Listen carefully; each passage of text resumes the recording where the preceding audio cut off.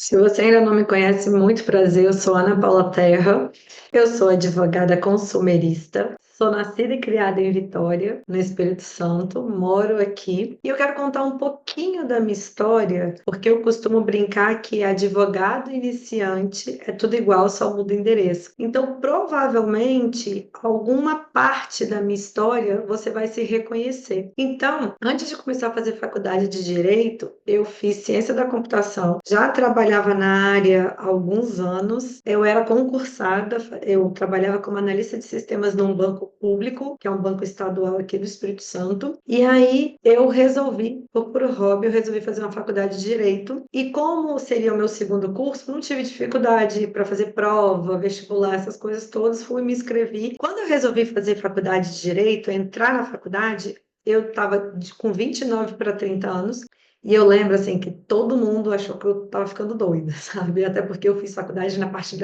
do turno da manhã, né? Eu lembro que no meu primeiro dia de aula, era a aula de Psicologia do Direito. No primeiro dia de aula, minha primeira aula foi Psicologia do Direito, e eu fiquei apaixonada com aquilo, e ali eu tive certeza de que eu seria advogada, só que eu era concursada. Aí, do sexto para o sétimo período, eu peguei transferência e fui fazer faculdade em Niterói, fui morar em Niterói, meu marido é de Niterói, fui fazer faculdade lá. E aí, eu tentei uma licença sem remuneração no banco, o banco não me concedeu, então eu tive que sair mesmo do banco. Por um lado, eu fiquei preocupada, mas por outro lado, eu estava tão feliz porque finalmente eu poderia fazer um estágio. E aí eu me mandei para Niterói.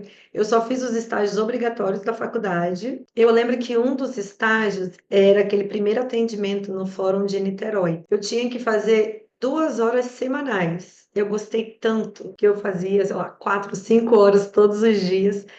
E o serviço lá basicamente era atender a população com alguma demanda de consumidor. Eu fazia a petição inicial, fazia aquele primeiro atendimento, escrevia a petição inicial, entregava a petição inicial para o consumidor e ele mesmo fazia o protocolo, ele acompanhava o processo todo sozinho. Eu gostava tanto daquilo que eu anotava o nome das pessoas que eu atendia e depois eu consultava no sistema, no site do TJ mesmo, para pegar o número do processo e eu ficava acompanhando para ver o desfecho daquele problema de uma petição que eu tinha feito. E eu lembro que eu ficava em casa fazendo as petições, eu via os casos que mais chegavam lá no fórum e eu fazia em casa a petição para poder adiantar meu atendimento, sabe? Eu adorava aquilo lá. E aí eu tive outros estágios, todos obrigatórios na faculdade.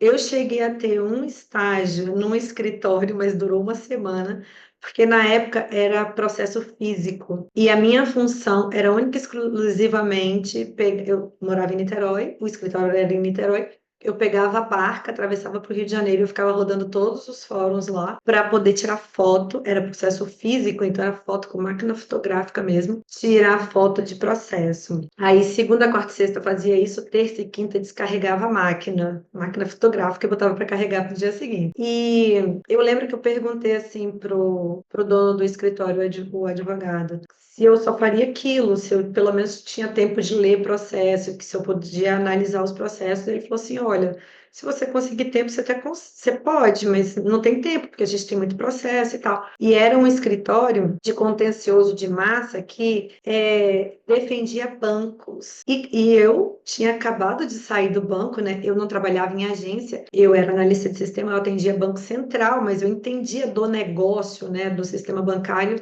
e eu achava que aquilo era um desperdício, assim, eu tá indo para fora tirar foto e eu pedi para sair porque eu falei, meu cérebro vai atrofiar se eu ficar só tirando foto. Então eu só fiz os estágios obrigatórios da faculdade, mas eu me dedicava muito àquilo lá. E aí eu terminei a faculdade e eu fiz a prova da OAB em Niterói, só que nesse meio tempo, antes de sair o resultado, eu voltei para Vitória. E então eu demorei a receber a minha carteira da OAB, porque como eu passei na prova, fazendo a prova lá em Niterói, eu tive que esperar a aprovação em Niterói, requerer a carteira lá e depois pegar a transferência para Vitória. Então eu peguei minha carteira em meados de 2016. Um detalhe, no meu último período da faculdade, do nono para o décimo, em janeiro, eu ganhei a Joana, que é a minha filha, que tem 10 anos hoje. Ela nasceu nesse período, né, nas férias. E foi bem planejado, porque eu não queria interromper a faculdade. Só que quando eu peguei a minha carteira da OAB aqui em Vitória, eu já estava grávida do Caio, meu segundo filho. E eu lembro que quando eu cheguei em Vitória, né, recém-aprovada na prova da OAB, eu entrei num desespero, assim, porque lá em Niterói, eu tinha uma amiga que fazia faculdade na minha sala, a gente ficou muito amiga, e a gente combinava assim, olha, quando a gente terminar, né, pegar a carteira da OAB, a gente vai montar um escritório, a gente vai trabalhar juntas. Por insegurança, as duas precisavam, sabe, meio que se completar ali, dividir as frustrações, as inseguranças. E aí, nesse meio tempo, eu vim para Vitória. E aí bateu aquele desespero, porque o que que eu vou fazer? E aí, eu, ainda nesse trâmite de pegar a carteira da OAB, eu chamei dois amigos de faculdade daqui de Vitória para montar uma sociedade. Aí, na hora, o meu pensamento foi: eu convidei um colega de faculdade que era o mais inteligente da sala e uma colega que ela pegou a carteira da OAB antes de mim e ela fez estágio desde o primeiro período. Eu falei, então ela é muito fera e vai dar tudo certo, né? Um é muito inteligente, eu estava ali tentando sobreviver, e uma colega que tinha experiência de estágio para a gente formar um escritório de advocacia. E aí a gente montou um escritório, era de boca, a gente se reuniu e tal. A gente chegou a ter, de fato, alguns processos, eu acho que a gente teve uns 10, 12, eu não sei exatamente a quantidade, até porque é um momento que eu preferia apagar da minha memória, porque a gente não sabia o que fazer, sabe? Eram três inexperientes, com habilidades diferentes, mas os três inseguros na mesma proporção. E nós pegamos todos os processos que apareciam, assim. Essa amiga que tinha mais experiência, ela tinha muita facilidade de conseguir cliente. Assim, uma facilidade nada muito absurda, mas assim, perto de mim era excelente, porque eu não conseguia nenhum. E eu falava, gente, o que está acontecendo? Por que que eu não consigo prospectar cliente? Aí, tempos depois, eu entendi que eu não sabia prospectar cliente. Na verdade, a minha dificuldade não era de conseguir, era porque realmente eu não sabia. E aí, então, ela conseguia vários clientes, mas era de qualquer área assim que aparecia, a gente pegava. A gente teve previdenciário, a gente teve trabalhista, a gente teve alguns de trabalhista e a gente ganhou o processo, mas a empresa faliu. Eu lembro que eram três amigas, elas trabalhavam no escritório. Uma indicou para a outra e a gente ganhou o processo das três, mas a empresa faliu, a gente não recebeu, a gente não tinha experiência em execução. Talvez a gente tivesse conseguido, mas naquela ocasião a gente não conseguiu.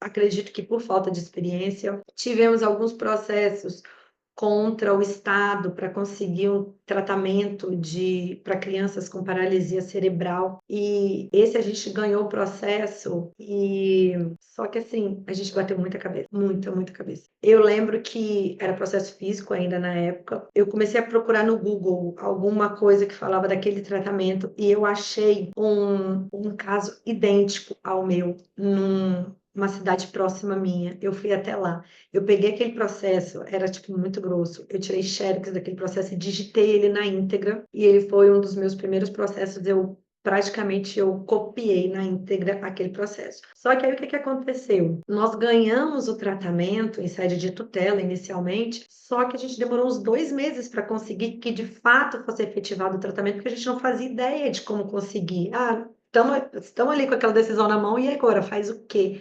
A gente não sabia o que fazer.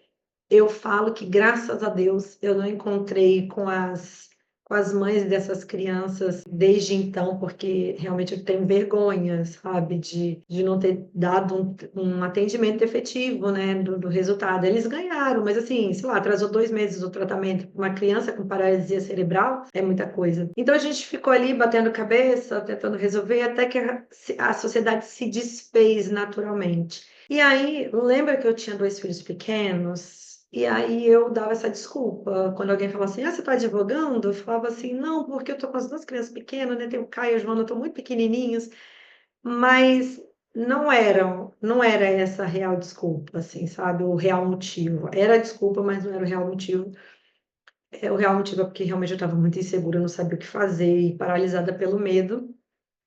Até que passado um tempo, não sei se uns 6 meses, não lembro exatamente, eu utilizando essa desculpa, o meu tio me liga que ele teve um problema no trabalho com o sindicato E ele falou, vamos entrar com esse processo. E aí eu falei, não tinha o que fazer, eu falei, vamos entrar com esse processo.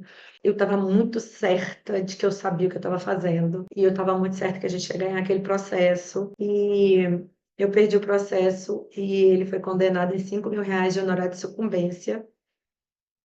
E uma coisa assim que eu falo que é muito difícil, sabe? A improcedência. Quando você é surpreendido pela improcedência. E hoje eu tenho certeza que quando a gente é surpreendido pela improcedência, porque a gente não, na maioria das vezes, a gente não sabe o que está fazendo, porque a procedência é previsível. O que não é previsível é o quanto indenizatório, porque aí depende do juiz. Mas se o seu cliente tem direito, se você fundamenta corretamente, se você junta as provas corretas, se você faz o pedido correto, principalmente se o seu cliente tem direito, dificilmente aquele processo vai ser improcedente. Tem que ter algum erro ali no meio, sabe? E aí, óbvio, na maioria das vezes. Pode ter alguma aberração do juiz? Pode, mas na maioria das vezes é porque a gente fez alguma coisa errada ali. E a gente não sabe que fez errado, entende? Esse é o pior. E isso é o que acontece com o advogado iniciante, que foi o que aconteceu comigo. Eu tinha certeza absoluta que eu ia ganhar. Só que aí um detalhe que aconteceu na audiência, que a preposta, né, da empresa estava presa no trânsito, ela atrasou muito. Aí a advogada do sindicato perguntou se podia ter inversão da pauta, que significa que, olha, nosso horário, vamos supor, é 3 horas da tarde, e para adiantar, a audiência de 3h30 passaria para o nosso lugar e a gente ia para depois, para poder dar tempo da preposta chegar. E aí o juiz jogou a decisão para mim, e aí eu falei assim, claro, sem problema nenhum, porque eu estava achando que eu estava com tanta razão, que eu falei, vai ter essa audiência. E aí, depois que veio a improcedência, ficou aquela dúvida na minha cabeça, e fica até hoje que, será que se eu tivesse pedido revelia, se eu não tivesse aceitado a inversão da pauta, ia para revelia, será que o resultado ia ser diferente? Não sei. Até hoje eu não sei. Mas o que eu sei é que aquela decisão foi muito difícil. Eu senti muito, assim, quando eu li, sabe, 10 minutos de olho fechado para a alma voltar para o corpo e você pensar o que que você vai fazer. E foi meu tio, né? Então, assim, eu encontrava com ele toda vez e a lembrança vinha, a vergonha vinha. Por muito tempo eu não falei sobre isso. Hoje em dia eu falo abertamente, assim, mas com algumas ressalvas. Por exemplo, essa questão da audiência, desse meu erro, né, da audiência, eu não falo com frequência porque, enfim, não é uma situação fácil de lidar, principalmente naquele momento, porque a gente se sente muito culpado pelo erro, né? Mas, enfim, aí tivemos esse processo, e na sequência, quando meu tio entrou em contato, na época, antes, escrevendo a petição inicial, meu primo, o filho dele, teve um atraso de voo e aí me ligou, aconteceu isso, vamos entrar com processo. E eu entrei mais ou menos com os dois na mesma época. E graças a Deus que foi assim, porque enquanto eu estava fazendo aquele processo trabalhista, batendo muita cabeça sem saber o que estava fazendo, achando que eu sabia o que eu estava fazendo, o processo de atraso de voo de direito do consumidor, né, foi muito mais leve, mais fluido, sabe? Eu conseguia raciocinar nele. Só que, quando eu fui escrever a petição inicial, por mais que lembra daquele estágio lá no Fórum de Niterói, que eu fazia petição inicial com muita facilidade, e eu já tinha feito petição inicial de atraso de voo lá. Quando chegou no meu processo, eu travei. Eu não consegui escrever muito insegura, e naquele momento eu entendi que eu sabia o que eu estava fazendo, mas eu precisava da validação que eu tinha da advogada, da professora lá no estágio. Mas enfim, fiz a petição com bastante dificuldade, dei umas consultadas no Google, dei uma consultada em outros processos no sistema de peticionamento. Enfim, protocolei o processo, a audiência foi tranquila. Foi assim, né? Tranquila dentro dos padrões assim de primeira a audiência sozinha ali de tudo, mas quando saiu o resultado de procedência, aquilo deu um quentinho no coração, sabe? E essa eu considero, essa ação de atrás de voo, eu considero como a minha primeira, o meu primeiro processo, porque Embora eu tivesse feito ali, sei lá, 10, 12 processos anteriores, o de atraso de voo foi o primeiro que efetivamente eu me senti advogada.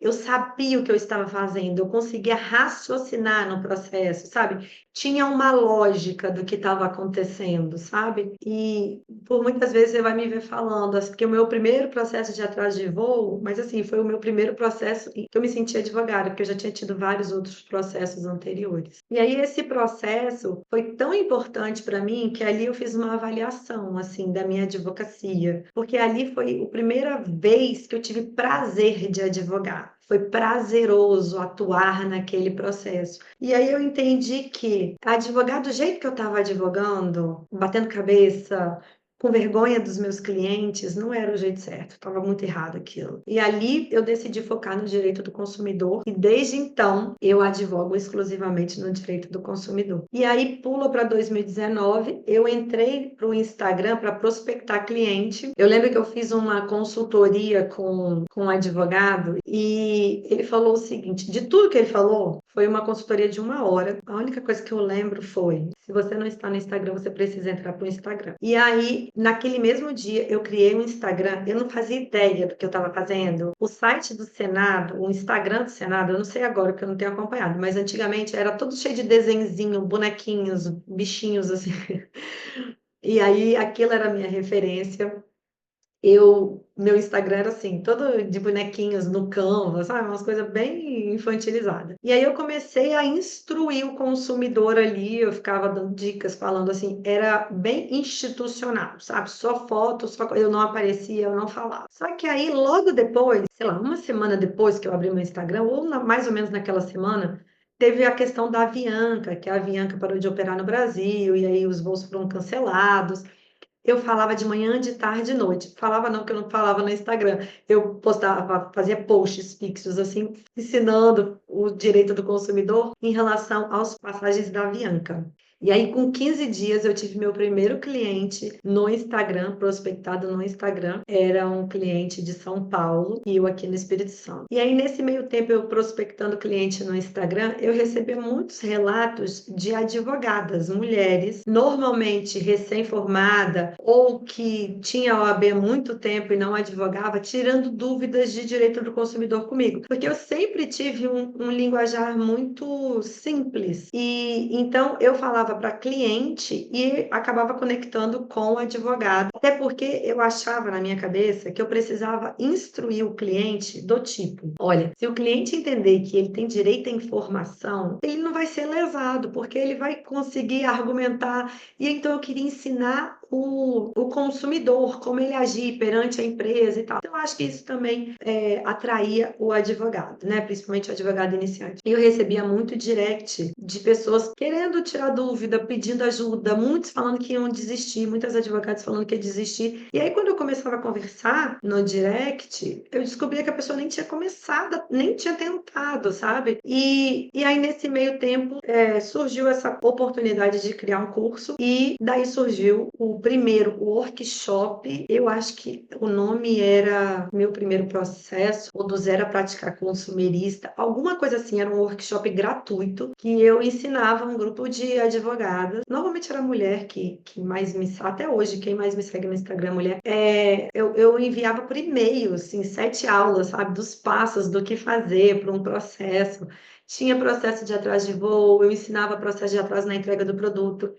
E todas com muito resultado, assim, sabe? De pessoas falando: olha, você me encorajou a começar a advogar, percebi que a advocacia é possível, começar pelo direito do consumidor. Enfim, e aí fez muito sucesso na época. E daí surgiu Prática Jurídica Estratégica, que é um curso exclusivo para advogado iniciante, que a minha proposta, que foi o que aconteceu comigo, é que a forma mais rápida e mais fácil para começar a advogar é através do direito do consumidor. E aí, desde então, é isso que eu tento proporcionar para as pessoas e graças a Deus tenho tido excelentes resultados. É uma satisfação muito grande para mim. Eu falo que é um senso de utilidade, sabe? Saber que uma pessoa estava ali parada 10, 12 anos com a carteira da OAB, pagando a OAB e não via perspectiva nenhuma de advogar, já estava trabalhando em outra área. E aí tem seu primeiro processo, seus primeiros processos e depois passa a ver a advocacia como uma profissão de fato, né? Porque fazer faculdade não necessariamente te garante a profissão. Ou então um advogado recém-formado que está ali perdido, sem saber, não tem um norte. Então, de verdade, eu gosto muito do que eu faço. E é um senso de utilidade que eu não sei, assim, descrever a minha felicidade. Quando um aluno manda para mim que protocolou seu primeiro processo, teve a sua primeira sentença, eu volto toda a minha história, assim, de verdade, eu participo dessa alegria. Eu sei exatamente o que essa pessoa está sentindo.